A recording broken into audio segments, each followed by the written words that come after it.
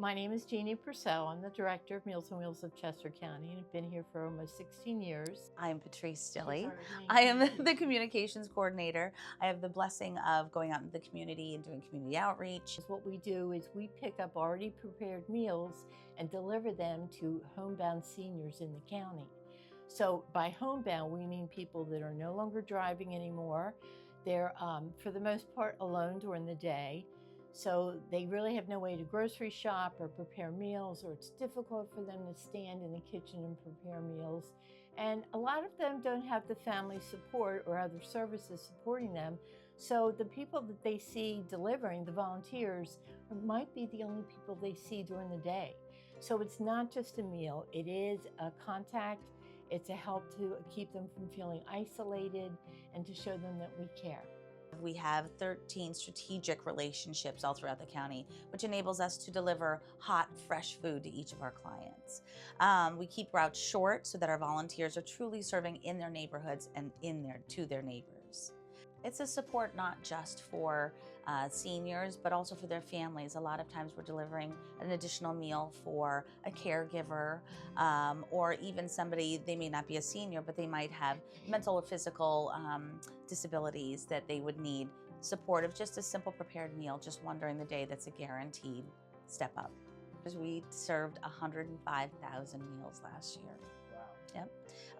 With an army of about 575 volunteers who give their own time, their own gas, and they go above and beyond in ways that you can't imagine. These seniors are home alone all day long. Sometimes our volunteers are the only people they'll see. And they'll say, I just look forward to that when I hear that doorbell. Our volunteers take the time to stop and say, hey, can I bring your garbage barrels up? And I think it gives families peace of mind to know that they're getting a human being checking on them. Anybody can order DoorDash and they can chuck a bag on the front door, but to know that, you know what, I see Mrs. Johnson every day and I didn't see her yesterday. We'll have volunteers call back and say, hey, did you ever find out what happened with so-and-so? The seed and scale notion on its own really went above and beyond our expectations. Obviously, it's one thing just getting a check. It's another one getting a check and getting the opportunity to build on that. It really helped us put our heads together and think, how can we really get this out there? And anybody we talked to that said, what is this additional link that I'm going on to? You mean that I can double my initial investment? There was no way people said no. It's so important to remember that these are the people that have built our roads, have educated our children, and it's so important that they are not felt that they're forgotten. My name is Kate McGee. I am the executive director of the Food and Achieve Foundation. I've been with the organization since 2013. I am Karen Todd. She's my better half. I am the Director of Development and Programs. So we empower kids and families to believe in themselves and to achieve their fullest potential. We do that by helping to provide basic necessities, food, school supplies, clothing, things that like no normal kid should have to think about to have to function on a day-to-day basis. And then on the flip side, once we've done that, we try to provide experiences, opportunities, mentorships, scholarships that help them to think bigger. So Kara and I sort of wrapped our brains at like, how can we make this? How can we feed these kids and make it a great experience and make it a learning experience? And that's where the market was born. It's essentially set up like a farmer's market. Mm-hmm. It's fresh fruits and vegetables. It's things that kids are excited to eat, or maybe they've never tried before that they can get excited to eat. And it's brought into the school. The older kids often help us set it up or merchandise the market. So there's some business experience that comes with that as well.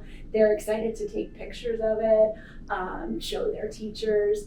And then the older kids will actually help the younger kids shop the market. In some schools, you know, there's a language barrier. So they're teaching us the words in different languages about how to shop the market. And nobody's excluded from it. That's the beauty behind it. We try to be really strategic about who we partner with, and we look for like a 90% benchmark, that 90% of our shoppers qualify for free and reduced lunch, and that 10% we eat because we feel like it's worth it to break the stigma associated with getting healthy food.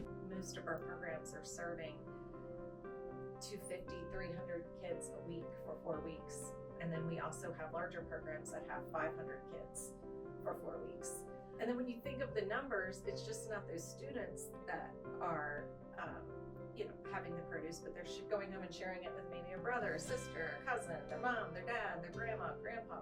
So really trying to capture the family unit. And I think it's more than just an individual we're touching the family. I've seen a lot of kids get anxious or nervous thinking that they're going to have to pay, and then they'll come over and say, I don't have any money. And then when we say it's free, it's just this instant relief drop. And then they're like, this is so cool. And then I've seen very sincere times. I had a little boy come over and thank me and how much it was going to help his family. But he was so gracious, and he said, my mom's going to be so happy, and this is going to help my family so much.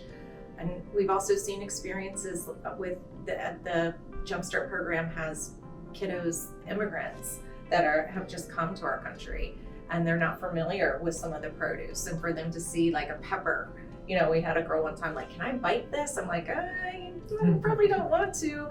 But just trying new foods and learning and telling us about their culture, and they're learning about our culture. Everything that we provide, Kara and I take it very personal. It would be something that we would want our kids to be taking part in. So every assembly, every speaker, every piece of food would be something that like I would be proud to give to my 2 kids at home.